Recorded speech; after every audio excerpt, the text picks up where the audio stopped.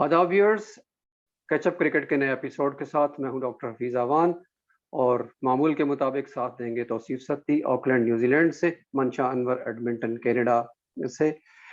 और आज हम जिस मौजू को टच करने जा रहे हैं वो काफ़ी ज़ेर बहस रहता है पाकिस्तान में, रिटायरमेंट फैक्टर। तो अभी मोहम्मद हफीज़ अलमारूफ प्रोफेसर हफीज़ ने रिटायरमेंट का ऐलान कर दिया है, बड़े बावकार तरीके से, अजमत के साथ और अपने कद को ऊंचा रखते हुए। तो ये एक बहुत ही अच्छी मिसाल है मौजूदा क्रिकेटर्स के लिए और आने वाले क्रिकेटर्स के लिए कि ये भी एक खुश उसलूबी से जाना भी एक आसान तरीका है, तो इसी को अपनाने की ज़रूरत है। तो मेरा ख्याल है कि आज हम इस मौजू पे बात करेंगे।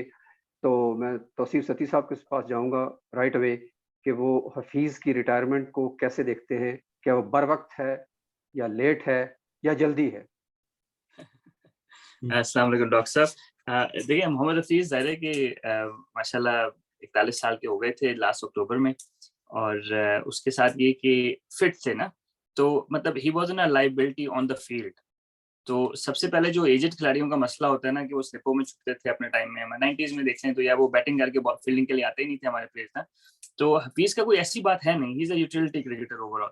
तो I think if he wanted to carry on, अगर पाकिस्तान को जरूरत है तो वो खेल सकते थे। तो लग ऐसे रहा है कि उनकी जो अल्टरनेटिव प्लेयर्स हैं जो हमारे पास आ गए हैं 3-4, मतलब उसमें एक जो क्या कहते हैं हैदर अली हो गए, बैट्समैन हैं, फिर ऑलराउंडर 2-3 यंग आ गए। तो आई फेल्ट कि शायद अब पाकिस्तान डेवलपमेंट जो प्लेयर्स को डेवलप करना चाह रहा है तो उसमें शायद उनकी और शोएब मलिक दोनों की जगह नहीं बनती थी। तो शायद हफीज ने अच्छा फैसला किया उस हिसाब से। अगेन काफी सक्सेसफुल कैरियर, मतलब 12,800 रन, 700 रन किए उन्होंने इंटरनेशनल क्रिकेट में। और क्या कहते हैं 11 वनडे में सेंचुरीज हैं, 10 टेस्ट में सेंचुरीज हैं। जितने मैचेस उन्होंने खेले हैं उस हिसाब से माशाल्लाह उन्होंने पाकिस्तान को बहुत अच्छा सर्व किया है।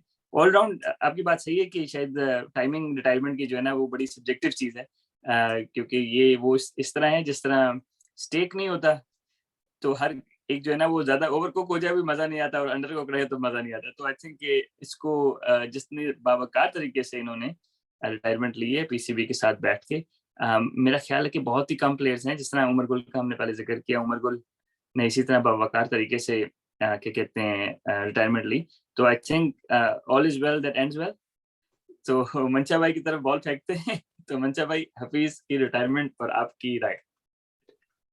हाँ, बहुत ही शानदार कह रही है। थैंक यू हफीज भाई एंड सती भाई, बहुत ही शानदार कह रही है और बहुत अच्छे तरीके से वो लेके चला। और मेरे हिसाब से वो अगर कहें तो मेरा T20 में रीडिस्कवर किया उन्होंने अपने आप को, और वहां से उनका कैरियर भी प्रोलॉन्ग हुआ, जिसकी वजह से इतना अच्छा खेले और T20 के ही वो मेरा ख्याल स्टार बने। मेरा ख्याल है जब एक प्लेयर को इनिंग कैसे बिल्ड करनी है, बेशक वो T20 है, वनडे है, टेस्ट है, तो वहीं ही से वो कामयाब होता है कि जैसे टेस्ट में पहले 30 कैसे करने हैं, 20 में पहले 20 कैसे करने हैं, वनडे में 30 पहले कैसे करने हैं। वो जब उसको करना आ जाएगा तो फिर वो जो भी वो मेथड अपनाता है तो उससे वो फिर एक कामयाब प्लेयर बनता है। और जहां तक हफीज की बात है, हफीज और मैं ये समझता हूँ कि सती भाई टेक्निकलिटी ज्यादा बताएंगे कि अगर एक फास्ट बॉलर को के टप्पे को आप बाउंसर को फ्रंट ऑफ द विकेट मार रहे हैं, मिड विकेट मार रहे हैं, तो इसका मतलब है आपने पेस को जज किया और उसकी पेस को पहले आपने और उसको मिड विकेट मार दिया। स्क्वायर लेग से पीछे मार रहे हैं, आप उसको लेट खेल रहे हैं या लेट आने दे रहे हैं। अगर आपकी एज ज्यादा होगी, आपके विकेट के पीछे शॉट ज्यादा होंगे, डैप्स ज्यादा होंगे, बॉल को लेट खेलना ज्यादा होगा। जैसे ही आप यंग होंगे, विकेट के फ्रंट ऑफ द विकेट्स आपके पास शॉट्स होंगे। तो मैं ये देखता हूँ कि हफीज के पास स्टिल अभी तक वो सारी शॉट्स थी जो एक फ्रंट ऑफ द विकेट होती है। जैसे कि उन्होंने अपनी प्रेस कॉन्फ्रेंस में भी कहा कि वो अपना म्यार रखते थे कि मैं उस म्यार पे रहूं कि जो एक 20 साल का लड़का या 40 साल का, जिसको फिटनेस क्या है, फॉर्म क्या है, वो सब कुछ हो, उस पर मैं पूरा उतरूं तब तक खेलूं। अगर उस पर पूरा नहीं, एज तो एक नंबर है और ये उन्होंने साबित किया, शोएब मलिक ने साबित किया कि ये एक नंबर है और जिसको आपने सिर्फ अपनी फिटनेस और उस क्राइटेरिया पे पूरा उतरना है और उस पर वो पूरा उतरते रहे। बाकी अगर ओवरऑल देखें तो पूरी दुनिया में वो लीग्स खेले, क्या पता न्यूजीलैंड आए नहीं आए, लेकिन कनाडा हमारे जरूर आए हैं वो। और मेरा ख्याल है सेकंड सीजन वो एडमिंटन रॉयल्स की तरफ से खेले। बेशक वो उधर टोरंटो में लीग हुई लेकिन वेदर की वजह से, लेकिन वो हमारी तरफ से भी खेले। और ओवरऑल जब आप वर्ल्ड में खेलते हैं तो वो वैसे आपको नहीं, क्योंकि सतीश भाई खुद भी प्रोफेशनली खेलते रहे हैं ऑल ओवर द वर्ल्ड, तो वो हायर होना कोई इतनी आसान बात नहीं। और फिर एक मेन प्लेयर के तौर पे हायर होना और कैप्टन करना एक टीम को, तो ये सारी ही उनकी वो एक सीवी, एक बहुत बड़ी सीवी है जिसमें वो सारी चीजें थी कि जिनमें ज्यादातर सारे टिक मार्क्स ही थे। और अगर कुछ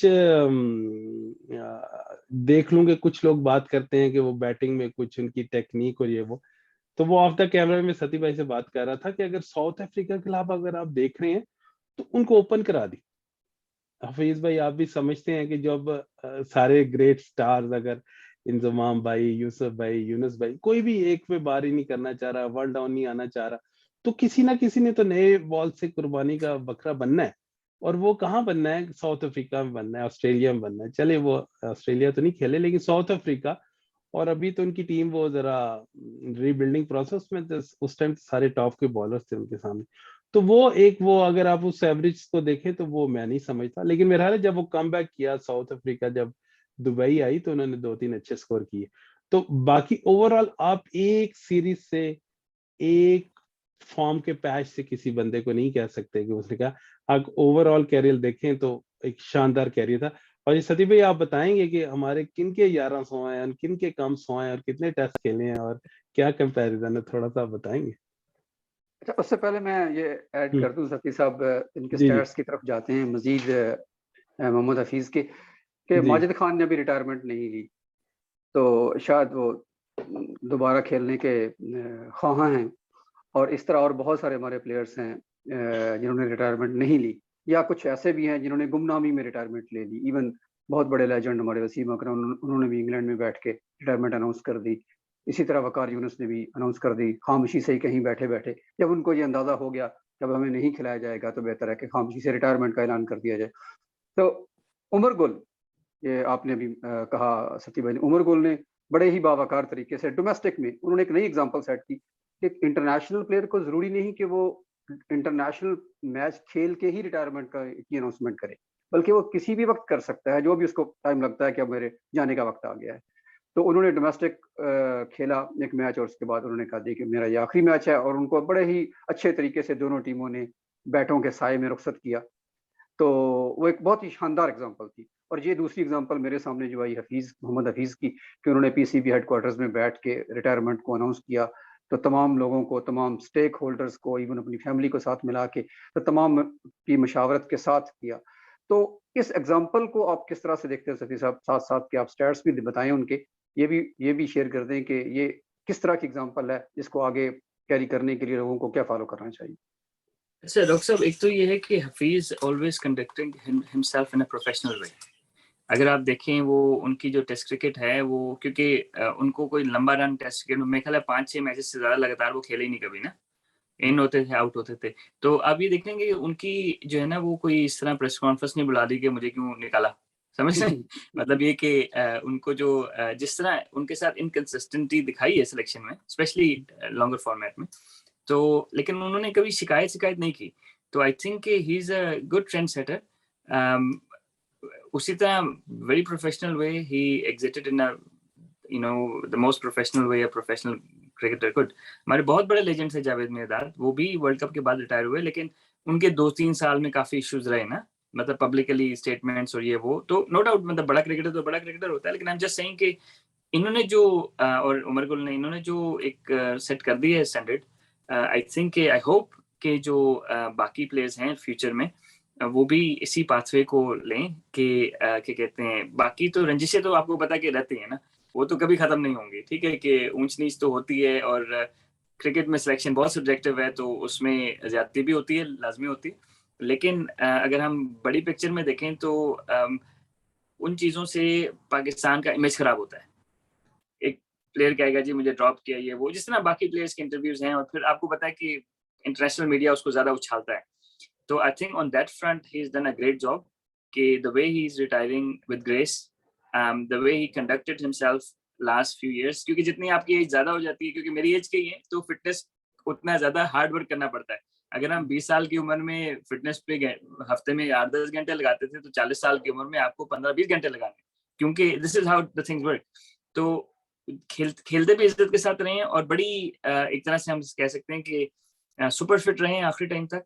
और जिस तरह मंशा भाई ने अभी जिक्र किया कि वो अभी भी आगे आगे ही मतलब पुल मारते हैं, तो तेज बॉलर को जो 140 से ऊपर कर रहे हैं, तो I think in all fronts he is retiring on a high regardless of his age. तो आई पर्सनली थिंक कि it's a good trend he is setting, and I really hope कि other guys would follow him the same way. जी, और मैं ये doctor साहब add करता चलूं कि शायद ये बहुत अच्छा उन्होंने आपने जो बात की ना कि उन्होंने बोर्ड के साथ बैठ के और उन्होंने कहा और उधर ही अनाउंस किया। तो अगर आप देखिए जितने भी कोई भी अच्छी प्लानिंग अगर ये, क्योंकि हमेशा जब भी कोई रिटायर होता है कुछ ऐसा ही मसला निकलता है, शायद बोर्ड ने और वो सिलेक्ट नहीं और इनके आपस में मसाइल हैं और ये वो है। यकीनन दोनों ही सूरतों में दोनों ही पार्टीज को अगर मेरे हिसाब से कि उनको एक होम मैच मिले और पहले से अनाउंस हो सीरीज, तो मेरा ख्याल बहुत ही बेहतर होता है। यकीनन हमारे यहाँ क्रिकेट नहीं हो रही और उन्होंने बिल्कुल वर्ल्ड कप का वेट किया और अगर वो जीत जाते तो वो बहुत ही एक जबरदस्त तरीका होता। लेकिन फिर भी अगर मैं ये समझता हूँ कि फ्यूचर में कुछ लोग, मतलब मैं बाहर के क्रिकेटर्स देखता हूँ, Australian, Shane Warne, McGrath, Sachin, तो क्या मतलब decided they are larger than life players, right?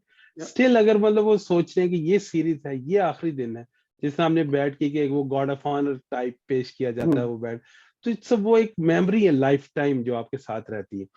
तो अभी भी अगर वो बोर्ड और प्लेयर अच्छी तरह इसको मैनेज करें, जो भी लोग रिटायर हो रहे हैं, तो मजीद बेहतर हो सकता है। जी बिल्कुल, जिस तरह रॉस टेलर जी न्यूजीलैंड के जो हैं लेजेंड ही है एक अनाउंस तरह कर से, दी, जी अनाउंस कर दी, और वो अब उनके पास 3-4 महीने हैं, तो जो लोगों को भी खराज जाता है, मतलब लोग इट्स अ गुड टाइमिंग। लेकिन he was obviously part of that all test and one day squads. लेकिन जी, जो आप बात कर रहे हैं इसके पैरेलल, जिस तरह रॉस टेलर ने अभी बता दिया कि ये मेरा सीजन आखिरी है। बहुत अच्छी बात। जी जी अच्छा, जी, डॉक्टर इसी ज़िमन में मुझे एक बात याद आ गई कि अभी आज ही का शायद ये वाक़या है। हमारे यहाँ कुछ ना कुछ वकूअ पज़ीर होता रहता है। तो सुबह उठें तो कुछ ना कुछ ऐसा सुनने को, देखने को मिल जाता है कि जो कभी तो तबीयत को मुकद्दर करता है, खुशी के लम्हात कम आते हैं। तो आज तौसीफ अहमद का कोई प्रोग्राम था, साबिक ऑफ स्पिनर भी और सेलेक्टर भी रहे, शायद अभी हैं भी सही, I am not really sure. तो उन्होंने किसी प्रोग्राम में सरफराज अहमद के बारे में ये कहा कि क्वेश्चन, साफ़ी तो अपने अंदाज में क्वेश्चन कर देते हैं और आपको रिस्पॉन्ड करना पड़ता है। डिसेंटली उन्होंने काफ़ी डिसेंटली उन्होंने जवाब दिया उसका कि सरफराज ने शायद अपने इख्तियारात का कम इस्तेमाल किया, या वो शायद ये कहना चाह रहे थे कि इंग्लैंड सीरीज़ में फवाद को खिलाते और अगर परफॉर्म कर जाते तो उनका करियर, फवाद का तो, आलम का तो चलता ही चलता, साथ-साथ इनका करियर भी प्रोलॉन्ग हो जाता। समहाउ इस तरह की उनकी बात थी। वो कि उन्होंने कोई पर्सनल अटैक नहीं किया, लेकिन उसके जवाबी फायर जो किया सरफराज अहमद ने, अब ये I am not really sure, मैंने उनकी जुबान से नहीं सुना, खबर की हद तक पढ़ा है कि खुदा करे कि ये गलती हो, खाकम बदहन जो मैं बोल रहा हूँ किसी तरह ठीक हो। लेकिन उन्होंने कहा जी कि तौसीफ अहमद खुद भी तो सिलेक्टर रहे हैं ना, उनको भी तो पता होना चाहिए क्या हो रहा है, और अगर मैं बोल पड़ा तो क्या हो जाएगा। ये जो फिक्रा है हमें बहुत सुनने को मिलता है ना हमारे क्रिकेटर्स की तरफ से, खासतौर पर जो सिस्टम से शाकी हैं, उनको कुछ ना कुछ ऐसा कि मैंने ये कह दिया तो पता नहीं क्या हो जाएगा, और आसमान टूट पड़ेगा, तूफान आ जाएगा। तो जी इस ट्रेंड को, वो जो हम लास्ट एपिसोड में भी बात कर रहे थे, कि इस ट्रेंड को भी कहीं ना कहीं रोकने की जरूरत है। इमरान नजीर पिछले दिनों प्रोग्राम में बैठे हुए थे, अभी उनको गए हुए भी एक वक्त गुजर गया, क्रिकेट छोड़े हुए भी वो कुछ अरसा अपनी वो तबीयत के साथ भी कुछ मसाइल रहे उनके, फिर वापसी भी। अभी रिसेंट PSL 7 के वो उम्मीदवार थे और वो उस पे नाला भी हैं कि मुझे क्यों सिलेक्ट नहीं किया गया अभी तक। मैंने इतनी फिटनेस भी शो कर दी और मैं छक्के भी मार सकता हूँ, और सती साहब बता रहे थे कि उनकी 21 की एवरेज है। तो नहीं, मैंने ये ट्रेंड जो है, इसको किस तरह से आप देखते हैं? मैं बल्कि ऑफ द कैमरा एक जोक शेयर कर रहा था कि वो मीडिया का भी रोल है, वो लाजमी जाके पूछते हैं, वो कोई मैच देखने आए थे इमरान ने, तो आप उनसे पूछा आप क्यों नहीं खेल रहे? तो खुदा के बंदे, मतलब घर, मतलब कुछ जिंदगी का एक टाइम होता है खेलने का, वो मीडिया वाले भी तो पूछ लेते हैं कि आप अभी तक फिट नजर आ रहे हैं, आप क्यों नहीं खेल रहे? तो राइट, तो इट्स नॉट अबाउट नजर आना, राइट, जो एक आज हफीज ने कहा कि प्रेजेंटेबल फिटनेस, लाइक क्रिकेट वाली फिटनेस चाहिए। और इस वजह से तो जी सती भाई क्या कहना इंशाल्लाह चाहिए? इसके ऊपर तो एक हम एपिसोड करेंगे कि हमारे खिलाड़ी ज्यादतियों के शिकार क्यों होते हैं, और जल्दी करेंगे। तो जी बात वापस लाते हैं मोहम्मद हफीज के ऊपर ना, तो मैं बड़ी इंटरेस्टिंग चीजें देख रहा था। मतलब जाती तौर पे मैं 2-3 इंटरेक्शंस हुए हफीज के साथ। उसका जो एंट्री थी इंटरनेशनल क्रिकेट में वो भी बड़ी सरप्राइजिंग थी, क्योंकि मेरा ख्याल है कि 2003 में 2-3 का जो वर्ल्ड कप था पाकिस्तान, जिसमें बुरी तरह हारा, बुरी तरह तो नहीं, लेकिन इंडिया से हार गई और फिर वो नहीं पहुंच सका पाकिस्तान नॉकआउट स्टेजेस पे। तो उसके बाद जिस तरह पाकिस्तान में होता है कि कप्तान से ना रिपोर्ट ली गई, वकाई यूनुस शायद कैप्टन थे, और बस वो पूरी टीम को जो है ना वो बाहर किया ना, सारे सीनियर प्लेयर्स को। तो मेरा ख्याल है वो वसीम अकरम, वकाई यूनुस, सईद अनवर, इन सारों के आखिरी मैचेस थे। तो उसके बाद मेरा ख्याल राशिद लतीफ को शारजा कप के लिए कप्तान बना दिया। तो उन्होंने जो है वो पोटेंशियल पे, मोहम्मद हफीज क्योंकि हमारे साथ ही एज ग्रुप में भी मेरे साथी हैं, तो he was picked on potential, not necessary on the performances ना। लेकिन जिसने भी पिक किया मेरा ख्याल है कि बिल्कुल ठीक किया उनको। तो अगर हम इनकी पूरी जर्नी देखें तो माशाल्लाह क्या कहते हैं, इनके 19 man of the match awards हैं वनडे क्रिकेट में, 19, और total 32 man of the match awards हैं। अच्छा, अब जो 19 मैन ऑफ द मैच है वनडे क्रिकेट में, हमारे काफी बड़े बड़े लेजेंड्स हैं, जैसे जावेद मियांदाद हो गए, मोहम्मद यूसुफ हो गए, यूनुस खान हो गए, बाकी इजाज अहमद, और काफी सारे प्लेयर्स हैं जो काफी क्रिकेट खेले हुए हैं। तो शोएब अख्तर हो गए। तो इनके जो man of the match awards हैं उनसे ज्यादा है। अच्छा, ठीक है, यानी कि man of the match awards that he was the main person behind winning that win, right. तो अगर आप समझें कि उन्होंने पाकिस्तान को मैचेस कितने जितवाए हैं, मतलब जिसमें उनका सबसे बड़ा किरदार रहा है, तो वो 32-33 मैचेस हैं, and that is a lot. तो अफरीदी एक्सक्लूजन, क्योंकि अफरीदी ने मैचेस बहुत ज्यादा खेले हैं, लेकिन वकाई यूनुस से भी ज्यादा है इनके। ठीक है, वकाई यूनुस कितना बड़ा नाम है। तो आई थिंक कि Hafeez was always underrated, probably possibly because उनको थोड़ा सा एक तो उनकी बैटिंग और ऑलराउंडर थे, सेकेंडली ये कि जो उनकी बैटिंग है वो शायद उतनी it wasn't as pleasant on eye, और उनको क्रिटिसाइज बहुत ज्यादा किया गया। मेरा ख्याल है कि जरूरत से ज्यादा क्रिटिसाइज किया गया। ठीक है, तो जिस तरह हम बात कर रहे थे पहले कि वो क्या कहते हैं, अब मोहम्मद हफीज ने 55 टेस्ट मैच खेले, रमीज राजा ने भी 55 टेस्ट मैच खेले। ठीक है, मोहम्मद हफीज के 10 हैं, रमीज राजा के 200 हैं। ठीक है, तो कहने का मेरा मकसद ये है कि वो लान तान तो उनको इतनी ज्यादा मिलती रही है, लेकिन आप उनके स्टैट्स देखें, आमिर सुहेल इतना बड़ा नाम है, उनके सिर्फ 500 हैं टेस्ट में, 47 टेस्ट मैच खेले, 48 खेले। ठीक है, तो मोहम्मद हफीज ने कुछ 6-7-8 मैच ज्यादा मैच खेले, लेकिन उनके 10 हैं। तो अगर आप इस सारे उसमें देखें तो ही वाजंट, और उनको क्रिकेट इतना, टेस्ट क्रिकेट इतनी खेली भी नहीं, तो और वनडे क्रिकेट में उनके 1100 हैं। ठीक है, तो हमारे जो जिस तरह जावेद मियांदाद बहुत बड़े लेजेंड रहे हैं, वो तो खैर नीचे बारी करते थे, उनके 800 हैं। रमीज राजा ओपन करते थे और काफी लंबा खेले हैं, उनके 900 हैं। तो स्टैट्स वाइज देख लें, फिर इकोनॉमी रेट देखें, वनडे में उनका 4.18 का इकोनॉमी रेट। ठीक है, और वो मॉडर्न डे में वनडे क्रिकेट खेल रहे हैं। सही है, तो जितने बड़े बड़े बॉलर देख लें, उनका 4.5 बल्कि 5 से भी ऊपर होगा अब तो सारों का ना। तो T20 क्रिकेट देख लें तो T20 क्रिकेट में उनका 6.6 का इकोनॉमी रेट है। जहां 200 रन 180 रन बन रहे हैं, वहां पे 6 का इकोनॉमी रेट होना, और as an allrounder it's a huge achievement. तो आई थिंक कि अगर हम इस तरह रैंडम स्टैट्स निकालें तो he would have been in top 5 cricketers in Pakistan in last 30 years. लेकिन आई डोंट नो कि उसका मीडिया का रोल है या फिर जो क्रिटिक्स हैं उनका रोल है कि इनको उतना पज़िराई नहीं मिली जितनी मेरे ख्याल में मिलनी चाहिए। और मैं एक बात ऐड करता चल सती भाई, ये जिस तरह इनका निकनेम है प्रोफेसर, तो यकीनन वो thinking cricketer, that is why बिल्कुल उनका नाम है। चलें, चंदा उनका पहले निकनेम टेनिस पे भी रहा, लेकिन ये है कि वो थिंकिंग क्रिकेटर है। अगर आजकल मैं देखूं वर्ल्ड में, मतलब even if you go to a press conference when you are getting a man of the match award, right, तो वो आप क्रिकेट सेंस बोलेंगे, तो मतलब आपसे पूछे जी क्या हुआ, तो मतलब क्या आप कह दें जी बहुत ही जी बड़ा अच्छा, बड़ा शुक्र है, ऐसी बात नहीं। आपको कुछ बात वो करनी पड़ती है कि क्रिकेट विकेट पिच कैसी थी और कैसी खेल रही थी और क्या हुआ। तो इसी तरह मैं अगर देखूं हफीज को, अगर मैं वर्ल्ड में देखूं, जिस मैं समझता हूँ अश्विन है या बुमराह है, वो एक नेक्स्ट लेवल पे है स्टडी करने के बैट्समैन को कि आउट कैसे करना है। दे गो थ्रू अ लॉट, अगर आप उनके ब्लॉग्स देखें और वीलॉग्स देखें तो दे गो थ्रू अ लॉट। तो इस तरह मैं समझता हूँ ये जो थिंकिंग का एक वो पहलू था, ये इन्होंने हफीज भाई, इन्होंने सती भाई ने बात की, वही जो हफीज के लिए उसको मजीद उनके कैरियर को प्रोलॉन्ग किया और वो अपने में बेहतरी लाते गए। अच्छा डॉक्टर साहब, एक और चीज है जो एक थोड़ा सा एग्जांपल देता हूँ। एक क्लब की टीम थी तो जिसमें काफी सारे प्लेयर्स खेल रहे थे ना, तो एक जोक है, मैंने कहा थोड़ा सा इजी रियलाइज कर ले। वो ये था कि यार वो कहते हैं कि यार ये क्योंकि हमारे क्लब्स में ऐसा होता है कि 14-15 लड़के बुलाए होते हैं खिलाने आ रहे होते हैं ना, तो वो कहते हैं यार ये तो 4 तो चलो ठीक है जी, टॉप ऑर्डर बैट्समैन है, 4 बॉलर हैं, कीपर है। कहते हैं यार ये फलाना, मतलब टॉप की टीम है जिसमें 8 फर्स्ट क्लास खेल रहे हैं, एक बंदा रैंडमली खेल रहा है ना, और अच्छे प्लेयर्स बाहर बैठे हैं। कहते हैं यार ये किस तरह खेल रहा है। कहते हैं यार असल में हमारे इधर ये होता है कि 5 बैट्समैन खेलते हैं, फिर एक कीपर होता है, 4 बॉलर होते हैं और एक सियासतदान होता है। तो इस तरह मिला के ना हमारी 11 की टीम बनती है। अच्छा, मैं ये जोक इसलिए कह रहा हूँ कि ये हमारा शायद क्योंकि हम खुद पाकिस्तानी हैं और हमारा कल्चर है और हम एक्सेप्ट करते हैं, तो I think that plays a part as well. लेकिन अगर आप देखें कि पिछले मिड 90s से लेकर अभी तक पाकिस्तानी क्रिकेटर्स ने और बड़े बड़े क्रिकेटर्स ने बड़ी इमेच्योर हरकतें की, बहुत ज्यादा, on the field, off the field, right. उसके बाद मैच फिक्सिंग हो गई, स्पॉट फिक्सिंग हो गई, लान तान हो गए, किसी को गालियां दे दी, किसी को क्या कर दिया, झगड़े हो गए on the field, off the field, unprofessional sort of attitude हो गया, ये वो।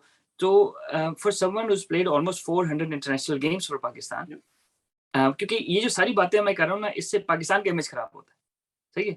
अगर आप बाहर जा रहे हैं ना कहीं और आप बहुत बड़े इंटरनेशनल क्रिकेटर और किसी बंदे के साथ बदतमीजी कर देते हैं, आजकल के दौर में तो आपको पता है कि वो बात यूं निकल जाती है, किसी रैंडम बंदे के साथ आप किसी के साथ थोड़ी सी ऊंच नीच कर देते हैं तो वो बदनाम, और बदनाम आप नहीं होते, बदनाम पाकिस्तान होता है।